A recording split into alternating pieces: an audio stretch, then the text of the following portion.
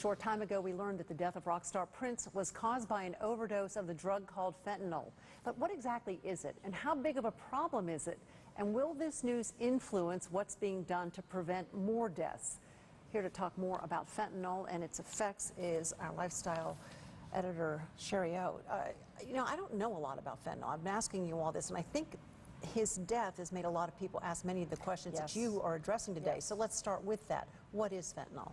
Well, so drugs are often sort of named after the buckets or the categories that based on the parts of the body that they impact. So fentanyl is an opioid because it impacts your opioid receptors. Those are parts in your brain that actually respond to sort of environmental stimulation from within your body with natural reactions. So the natural reaction for an opioid receptor is to produce dopamine, which is a chemical in your brain that makes you feel good or relaxed when it's naturally appropriate.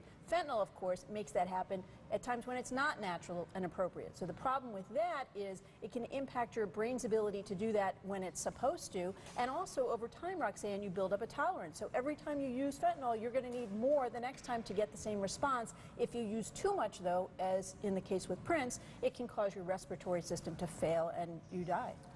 How common is it?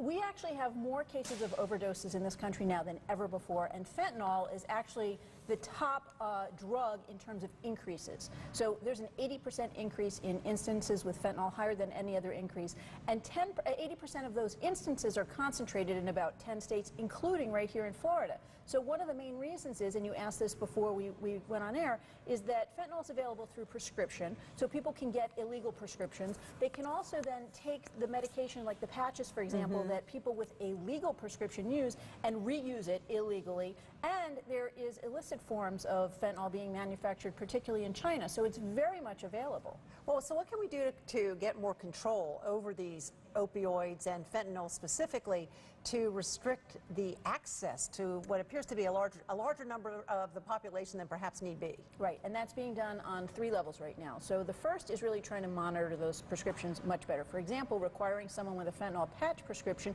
to actually turn in the old patches before they get the new patches. It's also being done on a broader level to monitor and detect the outbreaks of overdoses as soon as they happen, and to better detect the chemicals in the drugs that are causing the overdoses so that we can trace it. And then the third level is to help provide better services to users of drugs like this so that they can get better, rehab type services, but also response services so that we can give them medications that will help try to reverse the impacts of these medications on the spot and prevent these overdoses. It appears the restrictions and regulations are just coming into place, a little late for a lot of people. Well, the timing is actually ironic. Just yesterday, the governors from 5 states in New England, which is one of the areas that's largely impacted, met at Harvard to discuss this. Paul Ryan was on TV yesterday, and by July 4th, we are hoping to have some federal response. All right, and in some cases, and this is one of them, can't move fast enough. No, and you need money. All right, thanks, Shari. Nice to see you. Let's send